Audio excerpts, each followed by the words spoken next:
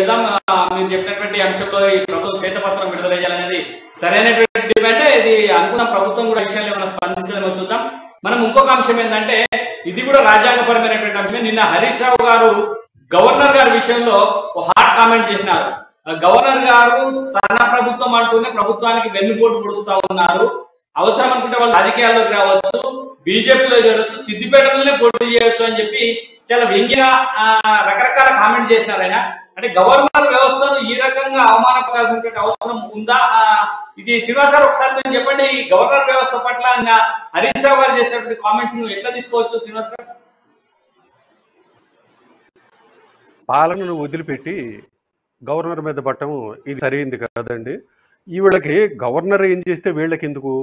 Governor గురించి వీళ్ళు అసలు ఎందుకు కామెంట్ చేస్తున్నారు? గవర్నర్ మీద ఎందుకు ఇంత కాన్సన్ట్రేషన్ చేస్తున్నారు? వీళ్ళు ఏదన్నా ఎలక్షన్లో పోటీ చేస్తే ఆ గవర్నర్ గెలవకుండా వీళ్ళని అడ్డుకుంటున్నారా? వీళ్ళ రాజకీయానికి ఏమన్నా అడ్డం వస్తున్నారు? దేనికి అడ్డం వస్తున్నారు? ఇవాళ అకాల వర్షాలతోటి విపరీతంగా వర్షాలు గురి లక్షల ఎకరాల్లో పంటలు నాశనం అయిపోయి లబోదిబోమంటూ రైతులందరూ ఏడుస్తూ ఉన్నారు. ఆ సమస్యను రైతుల దగ్గరకు పోయి వాళ్ళని పరామర్శించి వాళ్ళకి నష్టపరిహారం ఇవ్వాలి. ఇంత నెల దాటిపోయింది. గత నెలలో ముఖ్యమంత్రి జిల్లాల పర్యటనకు వెళ్ళి ఎకరానికి 10,000 ఇస్తామని చెప్పారు. నెలన్నర అయిపోయింది. ఇంతవరకు 10 రోజుల్లో ఇస్తామని చెప్పారు. ఇంతవరకు ₹1 కూడా రైతులకు ఇవ్వలేదు.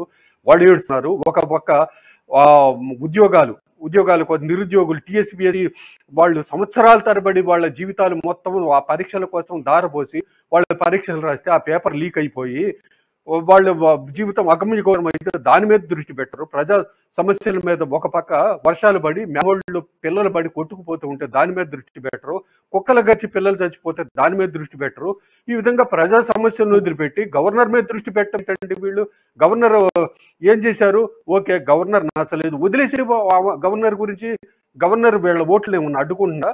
అవి నచ్చలేదు, బీజేపీ పార్టీకి చెందిన వస్తే ఆమె గురించి వీళ్ళకి ఎందుకంటే ఇలా సమస్యల నుంచి దృష్టి మళ్లించి ప్రజల్ని ఏదో మభ్యపెట్టడం ప్రయత్నం చేయటం తప్ప గవర్నర్ గురించి వాళ్ళు పట్టించుకోవాల్సిన అవసరం లేదు, కామెంట్ చేయడం అవసరం లేదు.